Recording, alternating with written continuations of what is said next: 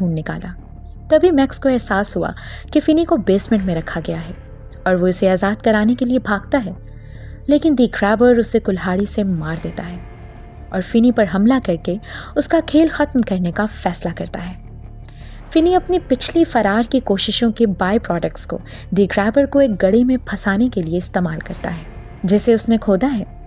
वो उसे रिसीवर से मारता है और फ़ोन कॉर्ड से उसकी गर्दन तोड़ देता है, क्योंकि उसके पास विक्टिम्स उसे टोंट कर रहे होते हैं। फ्रीज़र से सैमसन की तरफ स्टेक फेंकते हुए फिनी घर से निकल जाता है। ये उस घर से निकलता है जो कि सड़क के उस पार है जहाँ पुलिस रेड हुई थी। टेरेंस आंसू बहाते हुए फिनी और ग्वेन से अपने सलूक की माफ़ी मांगता है। कुछ टाइम बाद दिखाया जाता है कि एक न्यूली कॉन्फिडेंट फिनी क्लास में अपनी क्रश के साथ बैठता है और कहता है कि वो इसे फिन बुला सकती है। इसके साथ ही इस मूवी का एंड हो जाता है। If you like this video, please like, share and subscribe.